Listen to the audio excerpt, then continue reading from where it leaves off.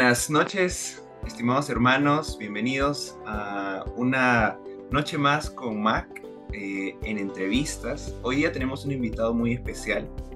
Su nombre es Lucas Magnin. Él nació en 1985 en el interior de la provincia de Córdoba, Argentina. Él es escritor, teólogo, cantautor y gestor cultural. Es además magíster en teología, licenciado en letras modernas y ciencias de la comunicación. Y hoy día vamos a estar hablando de su último libro, 95 tesis para la nueva generación. Buenas noches, Lucas. Bienvenido. ¿Cómo estás, Renzo? Es un gusto saludarte de nuevo. Hace un tiempo estuve charlando con vos y gracias de vuelta por esta invitación. No, gracias, Lucas, por estar de nuevo con nosotros. Acá sabes que en Mac tienes siempre un lugar amigable y que te da la bienvenida siempre. Un Big Mac.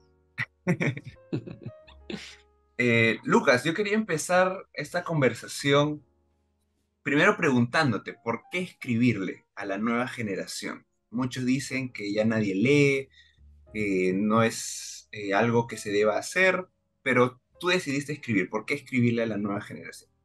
Ujú. Creo que habría que hacer una meditación en torno al por y el para, ¿no? ¿Por qué escribo desde barra hacia la nueva generación? Diría en primer lugar que porque yo soy parte, ¿no? Yo de alguna manera también comparto esa experiencia de vivir en este tiempo histórico, de compartir una serie de preguntas, una serie de referentes artísticos, culturales, teológicos, que están muy atravesadas por las cosas que le pasan a otras personas a mi alrededor. Entonces, de ninguna manera yo me considero un iluminado que ha meditado, reflexionado en todas estas cosas como por ósmosis o por iluminación, sino en buena medida por estar compartiendo el recorrido junto con otras personas que también se están haciendo estas preguntas, que también están meditando al respecto de su fe y que definitivamente esas voces a mi alrededor aparecen en el texto, aparecen en este libro, al igual que aparecían también en La Rebelión de los Santos, que es mi libro anterior, porque creo que necesitamos darnos la posibilidad de poner en palabras un montón de cosas que nos están pasando. Quizás a diferencia de otras generaciones que vivieron procesos similares, pero bastante desconectados a nivel de comunicación, ¿no? Lo que pasaba a lo mejor en una ciudad en Estados Unidos o en Argentina o en Asia, quizás hace nada más que 10, 15, 20, 30 años, aunque era el mismo tiempo histórico, se vivían diferentes momentos por simplemente un aislamiento a nivel comunicativo, ¿no? Pero cuanto más rápido van pasando las cosas y más acceso tenemos a información y a una sociedad más globalizada, las cosas que se están viviendo, no sé, hace no mucho fue todo este tema del el avivamiento en Estados Unidos y esta decir si es avivamiento, no es avivamiento, gente de todo el mundo opinando acerca de si es, no es y por qué, qué características tiene y demás. Ese tipo de cosas hace que seamos como muy conscientes de que estamos compartiendo un mismo tiempo histórico, por más que estemos viviendo en lugares muy diferentes del mundo.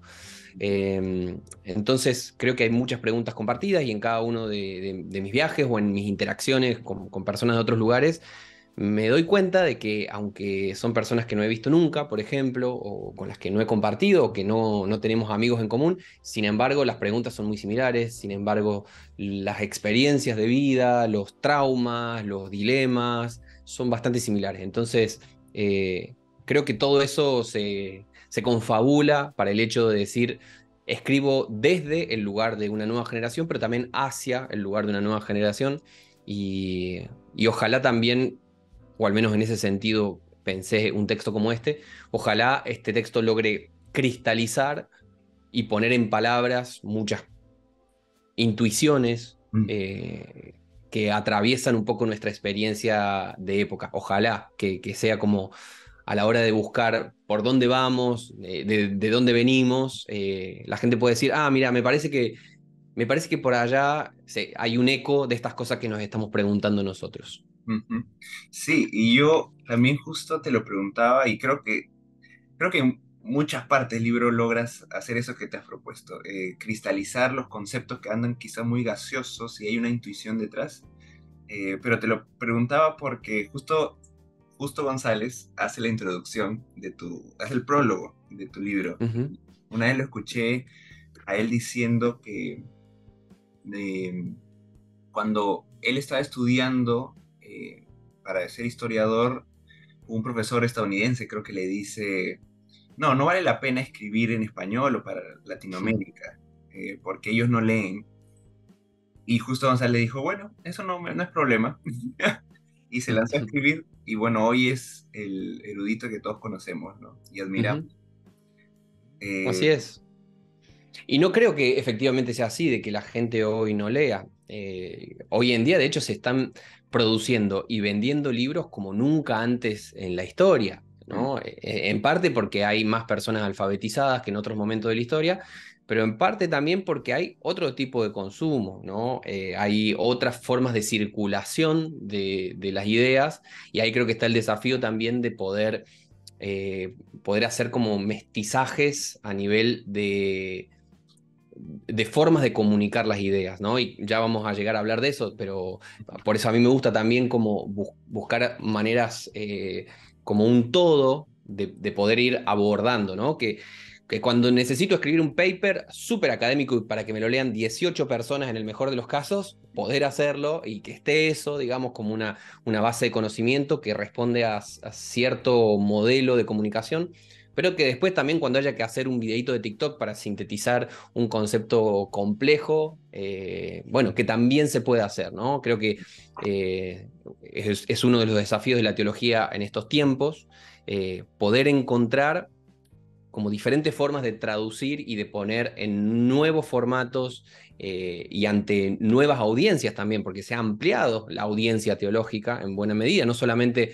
porque ahora la teología no solamente corre en ciertos libros, sino también, por ejemplo, en TikToks o en tweets, pero también porque se han incorporado, ¿no? Y como tristemente decía ese profesor de Justo González, ¿no? Esa idea o esa noción de que la teología le pertenecía a las élites ilustradas norteamericanas o europeas. Bueno, ha habido toda una movida en las mm, últimas décadas que dan, que creo que es el espíritu también el que lo ha ido movilizando, ¿no? De que el sur global ha tomado un lugar no solamente de notoriedad en cuanto a cantidades de personas, ¿no? Que hay en las iglesias, movimientos de renovación, no solamente en cantidades, sino también que de pronto voces del sur global, podríamos decir, empiezan a reclamar, decir, che, nosotros estamos acá también, nosotros también somos cuerpo de Cristo y hemos aprendido muchísimo de lo que se hace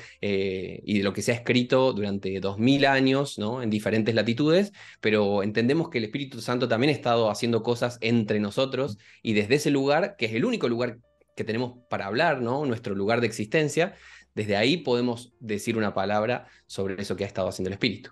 sí, me has hecho acordar una estadística, creo un estudio que decía que el promedio, si tomásemos en 1910 al cristiano promedio, era un hombre blanco, europeo, pero si hoy o el 2010 tomásemos al promedio cristiano, era una mujer de color, africana y con poco acceso a la salud.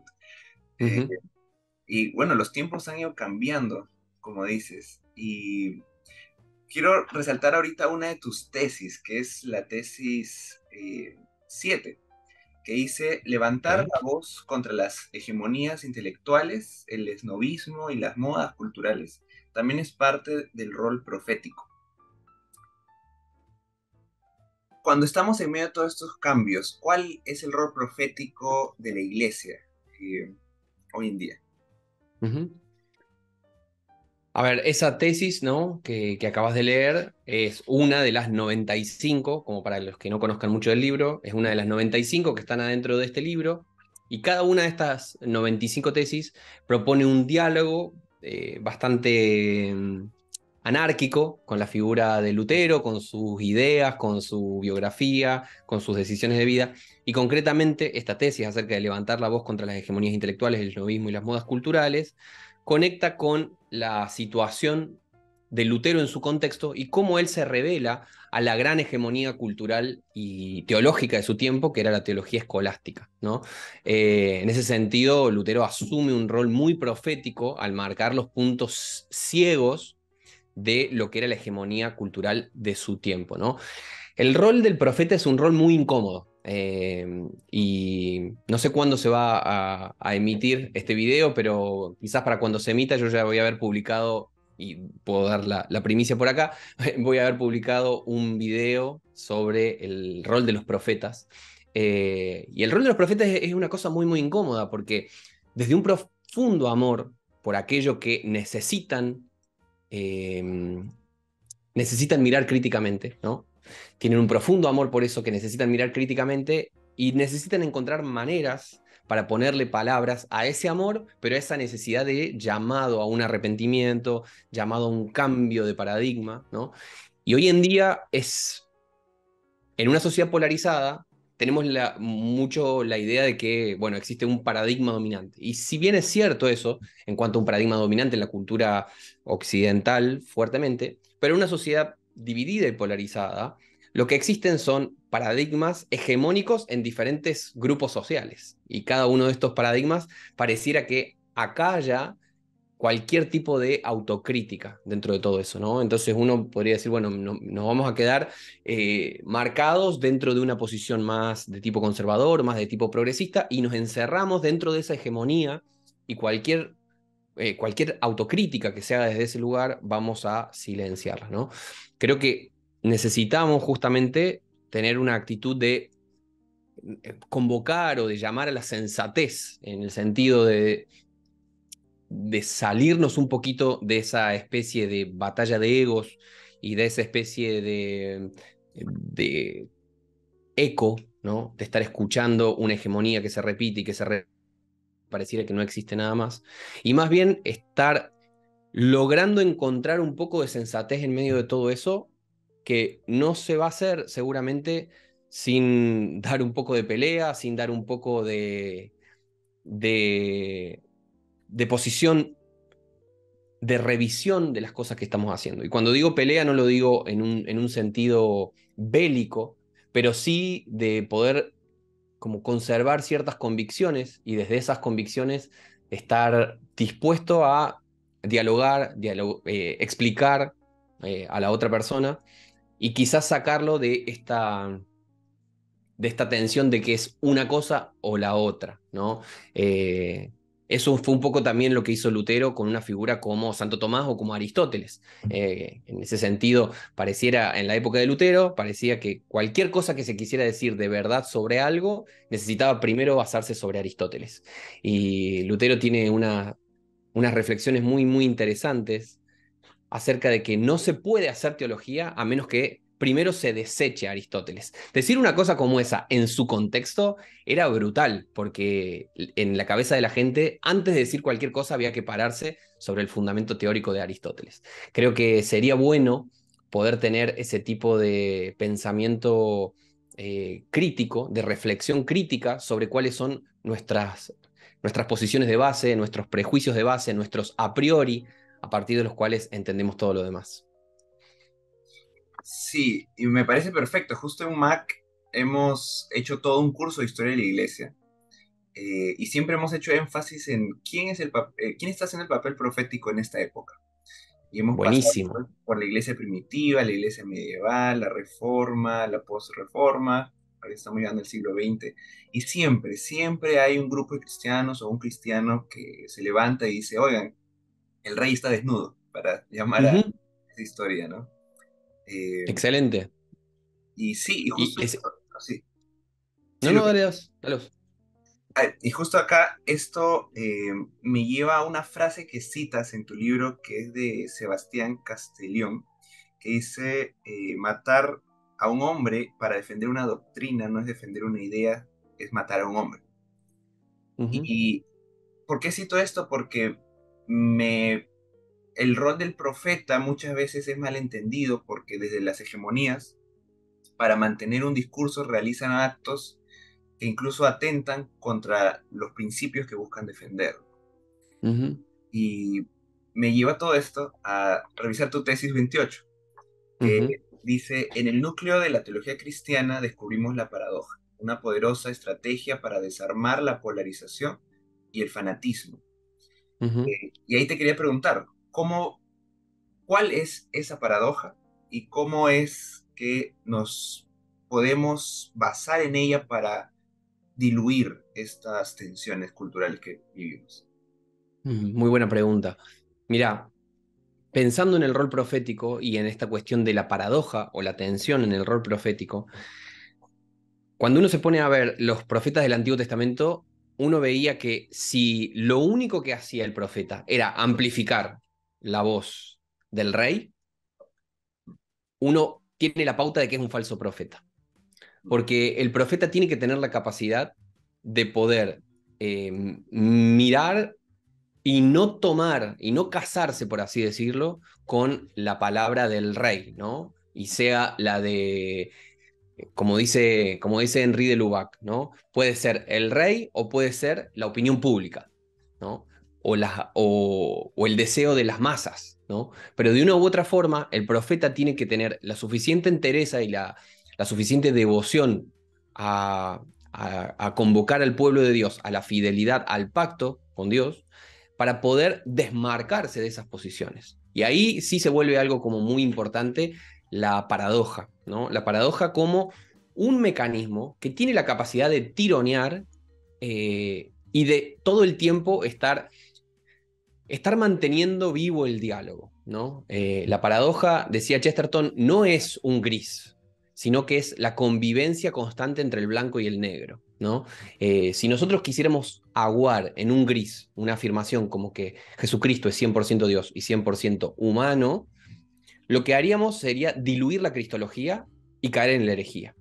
Porque la paradoja cristológica es que Jesús es 100% divino y 100% humano. Es decir, la coexistencia entre el blanco absoluto y entre el negro absoluto, ¿no?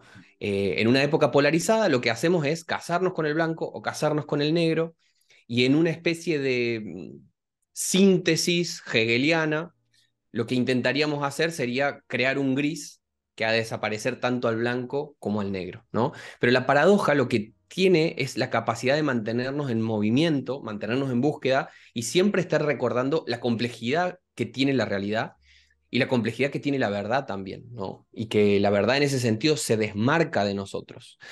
Y quizás puedo citar un fragmentito de Lutero en su comentario a la carta a los romanos, que dice así: lo que para nosotros es el bien yace oculto y a tanta profundidad que viene a quedar justamente debajo de lo que es contrario del bien. Así, nuestra vida está escondida bajo la muerte, el amor hacia nosotros bajo el odio hacia nosotros, la gloria bajo la ignominia, la salvación bajo la perdición, el reino bajo el destierro, el cielo bajo el infierno, la sabiduría bajo la insensatez, la justicia bajo el pecado y el vigor bajo la debilidad, ¿no? Cuando nosotros leemos una Claro. cosa como esta, es fantástica este concepto y que nos plantea algo que es central a la teología de Lutero, que es el concepto del Deus absconditus subcontrario. En latín eso significa que Dios se esconde bajo aquello que le parece contrario. Y quizás el máximo ejemplo de eso es la cruz, ¿no? La cruz como el trono de Dios, como la gloria de Dios revelada para que la podamos ver nosotros, pero se manifiesta en aquello que parece absolutamente contrario. No un trono, sino la derrota absoluta, no la gloria, sino la vergüenza, ¿no? Sin embargo, nuestro Dios, el Dios cristiano, que no es igual a la expectativa que tenían los griegos sobre Dios, por ejemplo, nuestro Dios cristiano es un Dios que ha decidido mostrarse para nosotros en aquello que le parece contrario, ¿no? Entonces esto nos ayuda como ejercicio a mantenernos siempre abiertos a la paradoja y a recordar como las diferentes tensiones que existen en la realidad y no decantarnos simplemente por lo que Lutero llamaría una teología de la gloria, ¿no? Sí. Y justo mencionando la verdad, siempre en tus libros añades frases de gente experta en sus materias, ¿no? Historiadores, filósofos, antropólogos, y no necesariamente son cristianos. Uh -huh. Y me llevan a tus tesis, la 21 y la 22. donde en la 21 dices, toda verdad, no importa de qué causa o ideología provenga, debe ser valorada y reclamada en nombre del Evangelio. Y la 22 dice, si realmente quieres ser cristiana, cualquier verdad, causa o ideología, por valiosa o urgente que sea, debe ser bautizada por la cruz. Me encantan esas tesis, personalmente. Y te pregunto, ¿no? ¿Cómo o por qué, primero, teniendo a cierto perfil en mi mente, por qué citar gente que ni siquiera es cristiana? ¿Y cómo Ujú, es este tema de la verdad siendo bautizada en la cruz o las ideologías siendo bautizadas en la cruz? ¿Cómo son estas ideas? O sea, ¿a qué te refieres? ujú. Bueno, hay una de las frases que se han dicho muchas veces, muchos teólogos la han repetido de diferentes maneras, y es la idea de que toda verdad es una verdad de Dios, Ujú. ¿no? Esto ya se decía en el siglo segundo, los primeros apologistas cristianos decían que toda verdad es una verdad de Dios, y que como tal, los apologistas, aquellos que querían presentar la fe en un contexto donde había que hacer un puente de traducción, Ujú. generalmente decían que, bueno, como toda verdad es de Dios, lo que dijo Platón, lo que dice Plotino, lo que escribió Aristóteles, esas son, digamos, son luminarias que apuntan a la luz, ¿no? Al Padre de las luces. Lo que nos toca a nosotros es poder construir un puente que conecte, ¿no? Esa manifestación en Platón, por ejemplo, con la vida de Dios, ¿no? Entonces, el puente apologético o el gancho apologético lo que haría sería conectar esas preguntas que tiene la gente, esas dudas que tiene la gente, esas ideas que ya tiene la gente, conectarlas con el Evangelio, ¿no? Eso, por ejemplo, es algo que hizo muy bien Pablo en el Areópago de Atenas, ¿no? Esta idea de ustedes tienen un Dios desconocido, que un poeta pagano dijo que era tal cosa y otro poeta dijo que era tal otra. Bueno, de todas esas cosas que a ustedes les importan, yo vengo a hablarles. De todas esas ideas previas que ustedes ya tienen y que de alguna manera hacen que exista como referente la idea de Dios, la idea de la trascendencia, la idea de la verdad, la idea de la belleza. Bueno, de todo eso yo vengo a hablarles. Entonces se reconduce, ¿no? Esta es una forma de hacer la misión. Otra forma es hacer la tabula rasa. Es decir, vos como ser humano tenés que borrarte y ponerte a cero, ¿no? Y como te pones a cero, ahora de pronto te vaciaste de vos mismo y te llenaste todo de cristianismo, ¿no?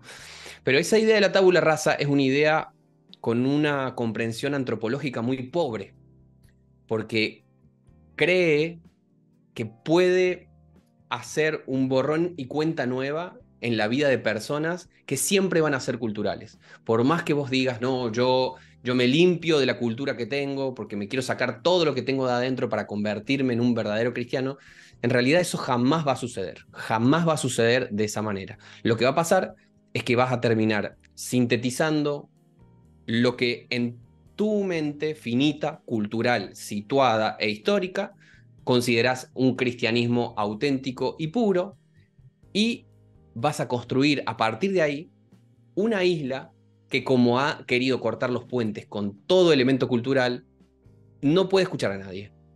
Y se convierte en una cosa absolutamente autocentrada, absolutamente soberbia en la verdad que tiene, y se cierra a los demás. Esto ha pasado muchas veces a lo largo de la historia, y quizás donde se ha visto de una manera muy, muy gráfica es en la figura de Tertuliano.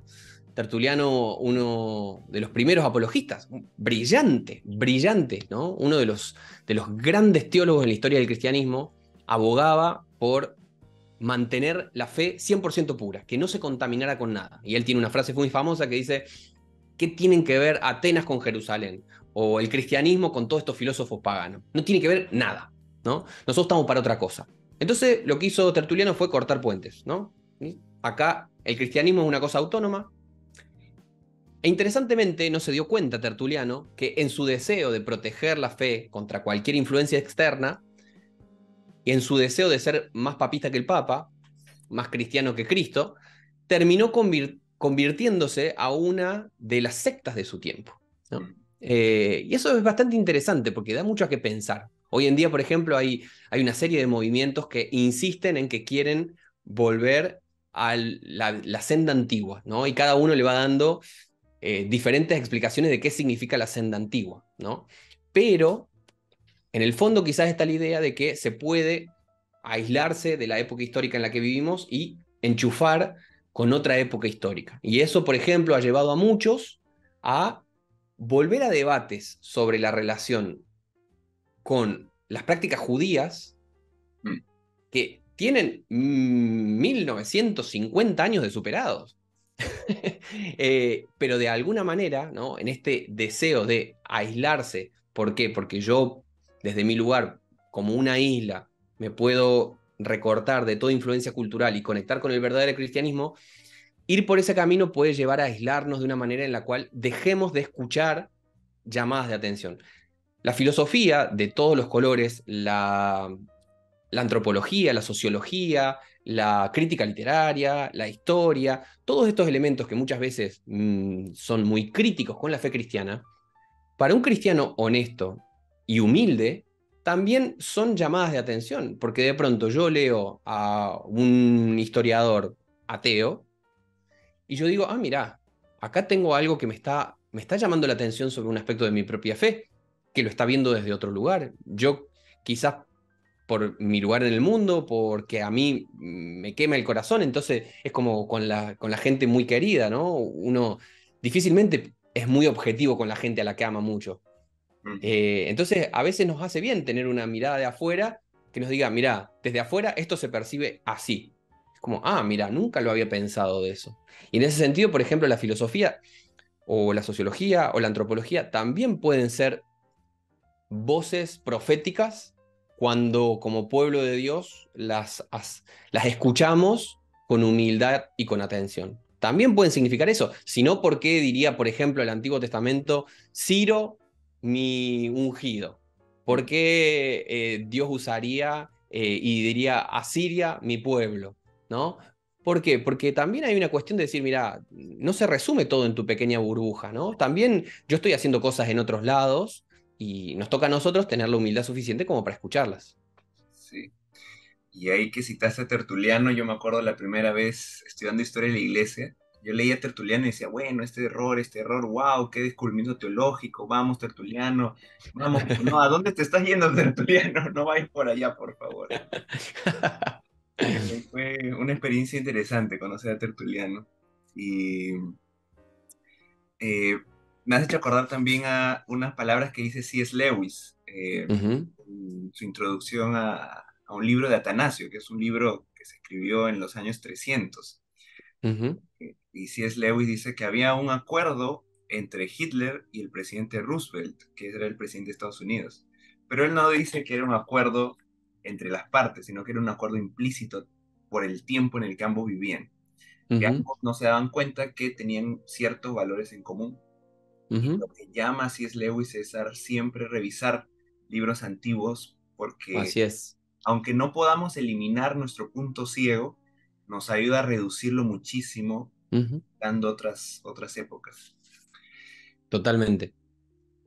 Y ahí, en ese sentido que has mencionado acá, en este sentir que nos gusta eh, aislarnos de los demás para buscar un pensamiento muy puro, quiero llegar a tu tesis 55, donde dices, el peligro de toda identidad religiosa reside en su tendencia a percibir a los demás como, bueno, los otros, o no, perdón, a percibir a los otros como el enemigo. Y ahí te Ujú. quería preguntar, ¿cómo combatimos esta tendencia de ver al otro como el enemigo? ¿Cuáles son tus meditaciones al respecto? Porque por lo general hacer esto termina siendo el primer obstáculo para compartir el Evangelio con los demás. Ujú. Quizás puedo leer un fragmentito del libro. Dale. Para aquellos que nos identificamos con el Dios conocido en la revelación de Jesucristo, la tentación de apelar a una retórica religiosa para construir una identidad grupal es siempre seductora. Ellos y nosotros. El discurso puede vestirse de mucha piedad, de una preocupación por la santidad que nos impulsa a cerrar filas y separar las aguas para evitar que la cosa desborde. La pared se va endureciendo a fin de proteger nuestra respetabilidad. De pronto son ellos contra nosotros. Cuando el grupo contrario, y dejo abierta la puerta para que le pongas cara a esta metáfora, es real o simbólicamente derrotado, su humillación se vuelve un motivo de festejo. Más aún, es una prueba de la intervención divina. Por el contrario, cuando sus ideas se imponen o sus planes prosperan, creemos que de seguro la intervención es demoníaca. En palabras de Bob Dylan, tendremos que combatirlos para odiarlos y temerles, para correr, escondernos y aceptar todo valientemente con Dios de nuestro lado. Utilizo en esta tesis recurro a una frase maravillosa y a una canción bellísima de Bob Dylan, que es With God on Our Side, y que él va haciendo como un repaso de la historia norteamericana y de todas las guerras de la historia norteamericana, y diciendo que siempre se utiliza este argumento de que Dios está de nuestro lado, por lo tanto, tal cosa. Y es un argumento muy peligroso, el argumento del Dios está de nuestro lado. Esto lo he trabajado en el libro de la Rebelión de los Santos, acerca de usar el nombre de Dios en vano, ¿no? Eh, Creo que esta tentación de usar el nombre de Dios en vano, de utilizarlo como una legitimación simbólica para prácticamente lo que nosotros querramos, es algo muy peligroso. O sea, se utilizó el Dios de nuestro lado para hacer todo tipo de cosas, desde la conquista de América, desde pasando por las cruzadas, pasando por luchas de poder al interior de una comunidad pequeña, justificando cosas que lejos están del reino de Dios. Entonces, cada vez que nosotros invocamos el nombre Dios y decimos eso que yo estoy diciendo está del lado de Dios, tenemos que hacerlo con una actitud de profunda reverencia. Y creo que quizás es parte de la sabiduría que se esconde detrás de una frase como no usar el nombre de Dios en vano. Eh, Porque es muy fácil entrar en esa retórica y que como Dios está de mi lado, de pronto mis pensamientos ya se van confundiendo con los de Dios, y ya van quedando subordinados. Dios como una especie de nota al pie de mi propia reflexión. Y cuando pasa eso, yo también voy desdibujando a los otros. Y en esta tesis también recupero esta historia, ¿no? Que está en... Cuando le vienen, se acerca este experto de la ley para preguntarle qué tiene que hacer para heredar la vida eterna. Y Jesús le dice, citando a Deuteronomio, ama completamente a Dios, y también citando a Levítico, amar al prójimo como a uno mismo. Y la pregunta que le hace este experto de la ley es, ¿quién es mi prójimo? ¿No? Jesús cuenta una anécdota, cuenta una historia, y al final de esa historia, de esa parábola, está la idea de que no es tanto quién es mi prójimo, sino más bien la idea de quién me puedo hacer prójimo yo, ¿no? Porque el que se comporta como prójimo es el buen samaritano, ¿no? Sí. El buen samaritano es el que se comporta como prójimo. Entonces, Jesús le da vuelta a la pregunta. El tipo le dice, ¿quién es mi prójimo? Como para ver si este es de los míos, si es mi prójimo, entonces yo lo amo, yo lo atiendo, yo lo trato bien. Pero si no es mi prójimo, le puedo hacer así. Y Jesús cambia la lógica maravillosamente y le dice, en realidad, la pregunta que deberías hacerte es, ¿de quién podés hacerte prójimo vos? ¿No? ¿De quién que esté tirado en el camino podés hacerte prójimo vos? Y eso, como en el caso del samaritano, como nos explica muy bien esa historia, nos va a llevar seguramente a lugares y a personas que quizás no pensaríamos en tenerlas al lado o en darles nuestro tiempo, nuestra ayuda. Sin embargo, cuando a Jesús se le preguntó quién se comportaba como un verdadero prójimo, dio el ejemplo de un samaritano. Qué loco eso. Sí, que Jesús haya tomado el riesgo de hacer eso con escribas ahí delante Ujú. es admirable de parte de Jesús. Era muy picante Jesús. Sí, sí, sí, sí. Él, ahorita vamos a hablar de tu canal porque justo ahí en un video hablas acerca de las maneras creativas de Jesús para evidenciar el mal. Ujú. Eh, Has dicho muchas ideas interesantes, tanto así que las que yo tenía se me fueron, pero eh, es cierto, está esa tendencia en nosotros de querer buscar un otro, ¿no? Para yo validarme y estar tranquilo. Y en ese sentido también quiero llegar a tu tesis 65, que dice, aunque suene tentador, el pueblo de Dios debe evitar las alianzas con los poderes temporales, si no quiere perder su identidad. Ujú, Y hoy en día vemos esa tentación por todos lados. ujú, Y ya has hablado de esto, ahorita lo has mencionado, pero ¿qué opinas sobre este tema? O sea, cómo la iglesia, creo que como siempre ha hecho en la historia, hoy en día se ve tentada a este tema ujú, de los poderes temporales. ujú. Bueno, para quienes quieran meterse un poquito más en profundidad de esto, pueden buscar un video en mi canal que se llama Triunfo y vergüenza del cristianismo en el poder.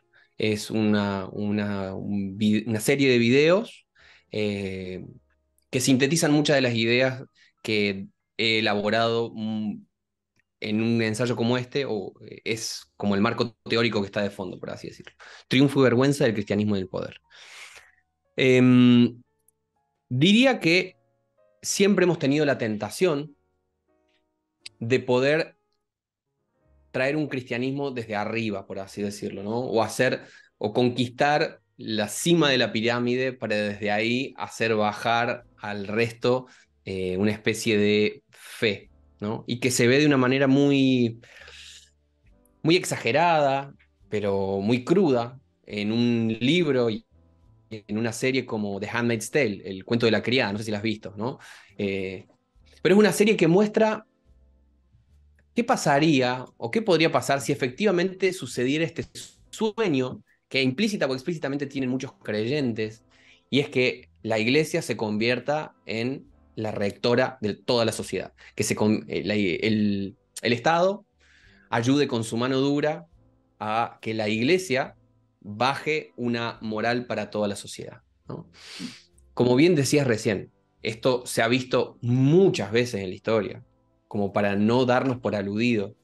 Ha pasado muchísimas veces. Entonces, esperar con cierto nivel de inocencia de que justo esta vez no vaya a pasar, eh, no sé, es una hipótesis que para mí yo no puedo aceptar, porque creo que en esa hipótesis, en el fondo está la perversión del mensaje cristiano, que el mensaje cristiano es una alternativa que nace de abajo y crece, es como una semilla que se entierra, ¿no? No es como una especie de poder que se impone por la mano fuerte del Estado, por la espada del Estado, sino que por el contrario es como una semilla que leuda toda la masa, es como la vida de una persona que después se extiende hacia los demás, es como una pequeña comunidad de fe, una manada pequeña, dice Jesús, que tiene la capacidad de ser una luz en toda la sociedad. A veces tenemos la impresión de que si hiciéramos alianzas con los poderes políticos y si llegáramos a ciertos lugares de visibilidad y de poder, si lográramos que tal político nos haga los favores a nosotros o se alíe con nosotros para el control de ciertos debates sociales o tener como ciertos complejos económicos de nuestro lado para hacer que nuestras ideas prevalezcan, tenemos la extraña idea de que quizás la sociedad sí sería más cristiana. Pero lo cierto es que no existe tal cosa. La iglesia siempre es una manada pequeña, siempre va a ser una manada pequeña, porque lo que está en la iglesia no es una pertenencia grupal, es un seguimiento de Cristo. Y en ese sentido Jesús dijo muy claro que es un camino estrecho, es una puerta angosta, es un llevar la cruz, es un seguir a Cristo hasta la cruz. Entonces, tener la idea de que uno puede hacer la jugarreta de Satanás, ¿no? Y decir, sí, eh, todos los está bien, hagamos lo que vos querés, pero vos dame todos estos poderes temporales. No, ese no fue el camino de Jesús y no puede ser de ninguna manera tampoco nuestro camino. Sí, y es casi la, yo veo, eh, al menos tengo una hipótesis, quizás no una Ujú. tesis, como tú ustedes dicen, pero una hipótesis histórica, en que acá en Latinoamérica los primeros misioneros protestantes, al menos en los 1800, buscaron hacer de arriba hacia abajo, pero Ujú. no dio casi nada de fruto. Y más bien cuando vinieron los otros misioneros ya en los 1900 y se fueron a lo más bajo de la sociedad, el, o sea, el evangelicalismo ha dado un boom gigantesco. Ujú. Y en realidad ahora lo que al menos estoy percibiendo, y ya tendría que hacer un estudio más profundo al respecto, es que mientras más estamos aliándonos con los poderes temporales, más se está frenando el crecimiento. Ujú. ¿Y sí? Eh, bueno, me parece una meditación curiosa esto de los poderes, pero siempre en hablar mucho hay la tentación de querer quedarnos en el aire. Y por eso me Ujú, gusta que hayas añadido dos tesis, en particular la 9 y la 53, eh, ujú, donde dices, la transformación de la iglesia y del mundo es el fruto de una vida de santidad y devoción profunda. Esa es la 9. Y la 53 dices, todo conocimiento teológico debe madurar hasta convertirse en doxología. Eh, ujú, yo creo que en ambas tesis eh, nos recuerdas nuevamente que todo empieza o debe llegar al punto de esto lo hacemos por Dios, ¿no? Justo hoy día en la mañana escuchaba una prédica que decía, más que amor por los perdidos, tenemos que tener amor por Cristo y vamos a tener el correcto amor por los perdidos. ujú. Eh, ¿Cuáles son algunas reflexiones que podrías darnos alrededor de esto eh, sobre nuestro propio crecimiento y la doxología? Ujú. Leo un pequeño fragmentito de la 53 que dice, toda reflexión teológica tiene que llevar a la doxología, es decir, debe convertir el conocimiento sobre Dios en alabanza ofrecida a Dios. Si nuestro amor no crece a la par de nuestros aprendizajes, toda la hazaña terminará siendo en vano, aunque tengamos todo el conocimiento del mundo. Cuando vivimos delante de Dios, coram deo le gustaba decir a Lutero, pensar y aprender también son actos de profunda adoración. Eh, es fácil perderse en los recovecos de las intenciones, sinceramente. Es muy fácil quedarse prendido en, bueno, en disputas, en cuestiones de egos, y nosotros no somos personas sencillas. El corazón es engañoso, lo mires como lo mires, no me importa que sea el mismísimo San Antonio de Asís, tu corazón es engañoso. No me interesa que sea un abad del siglo XIII, tu corazón es engañoso, no me importa que seas un místico furioso, tu corazón es engañoso. Es decir, siempre en nuestra búsqueda de Dios están mechadas un montón de cosas que lejos están del Evangelio, ¿no? Entonces, mantenernos siempre en una actitud de búsqueda y de adoración nos ayuda a, a, mantenernos cerca de la fuente de la vida, por así decirlo. Eh, que es un sentido no de hacer una especie de bypass de nuestras propias limitaciones y de pronto, como estoy cerca de Dios, ya lo resolví, sino creo que la verdadera adoración nos debería llevar a una actitud de como estoy cerca de la fuente de la vida, soy muy consciente de que mi corazón es engañoso. Entonces, mantenernos en esa cercanía eh, creo que nos mantienen a nosotros en una posición correcta delante de Dios, delante del conocimiento, delante de los demás, porque si no es muy fácil perdernos en todo ese proceso, es muy fácil simplemente subirnos a nuestro proyecto, simplemente subirnos a los debates y por donde nos están llevando, pero hacer teología y sacar el encuentro transformador con la fuente de la vida del medio, hacer meditaciones teológicas y anular el poder transformador del espíritu, anular esta especie de, como decía Schleiermacher, ¿no? El sentimiento de absoluta dependencia. O sea, ¿para qué vas a estar haciendo teología? ¿Para qué vas a estar haciendo teología si no está eso? O sea, ponete un kiosco, dedícate al atletismo, y está todo bien con que sigas cualquier otro camino. Pero el lugar donde jamás se puede perder este sentimiento de absoluta dependencia, esta búsqueda desesperada del amado, de la fuente de la vida, es justamente en la labor teológica. Pero bueno, tan complicados somos que muchas veces se pierde eso que debería ser absolutamente central. Sí, sí, sí, sí, completamente de acuerdo. Yo creo que la tentación del teólogo es convertirse en el guardián de la gema del alma, que dice guío a otros a algo que no puedo poseer, pero está ahí, ¿no? Es como, eh, no podemos perder ese norte, en el cual es muy fácil caer, creo yo. Ujú, Y justo algo que quería comentar hace un ratito, que ya me regresó a la mente, era este tema de la humildad, porque yo creo que en esta tentación de llegar a los poderes temporales está no solo la inocencia de creer que a nosotros sí nos va a salir bien, sino quizás la soberbia de a mí me va a salir bien. ujú, Eh, y con un amigo reflexionábamos en un libro que es un libro chiquitito y es uno de los libros que a mí me ha cambiado la vida, que se ujú, llama Perfil de tres monarcas. ujú. Lo he leído. Es David, o sea, David como personaje eje en su relación con Saúl y su hijo Absalón, Ujú, en el que finalmente la pregunta de David es siempre, ¿será esto de Dios o no? O si yo, por ejemplo, mato a Saúl, ¿estaré haciendo la voluntad de Dios si mato al ungido de Dios? O si aplaco a Absalón, ¿estaré yo siendo un Saúl para Absalón? ujú, Y me parece que podemos rescatar de todo esto el factor de la humildad. Nosotros ujú. como humanos dependemos siempre del Señor. Y para finalizar, justamente creo que hoy hemos hecho este ejercicio de al final del libro tú nos invitas a hacer, eh, a continuar este debate. Eh, Ujú. Al inicio lo has dicho, tú no has escrito este libro con el deseo de que sea ya la obra maestra y definitiva para todo el cristianismo, sino que es una invitación para conversar.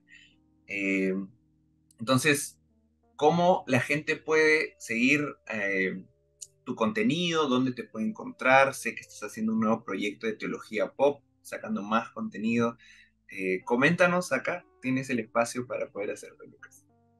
Bueno, primero agradecerte, Renzo, por esta posibilidad, por esta invitación y por ser un interlocutor con ganas de charlar, con ganas de preguntarnos sobre las cosas verdaderamente importantes. Gracias por eso. Y para las personas que quieran conocer un poquito más acerca de lo que vengo haciendo, lo que vengo pensando, pueden buscarme en mis redes. Estoy en Instagram, en Twitter, en Facebook. En TikTok subo, pero no muchas cosas. Y donde sí más cabeza le pongo y más le dedico es en el canal de YouTube.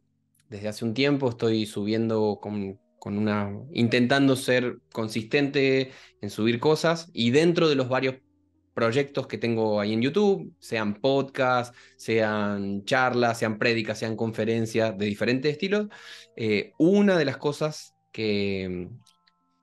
que tengo ahí en el canal y que me gusta mucho y que espero poder seguir desarrollando es un proyecto que se llama Teología Pop. Teología Pop son videos que ponen en diálogo la teología con la cultura pop y que buscan volver a pensar estas viejas verdades, pero con unos ojos frescos, tanto en ser consciente de los dilemas de nuestra época, pero también en una forma que sea consistente, que sea coherente con las nuevas generaciones, que básicamente soy yo, digamos, y somos nosotros, no lo hago como una especie de le estoy hablando a ellos. Estoy haciendo los videos que me gustaría ver a mí, básicamente. Así que me pueden buscar por ahí, buscan Teología Pop o buscan Lucas Magnin en YouTube y ahí pueden ver algunos de estos videos. Se vienen algunos más, si Dios quiere, que venga la inspiración y el tiempo para poder hacerlos. Listo, Lucas. En verdad, gracias. Gracias por tu tiempo de estar acá con nosotros. Creo que no solo yo he sido edificado, yo creo que todos los que nos van a escuchar también. Que Dios te bendiga, Lucas, y ya nos vemos en otra oportunidad.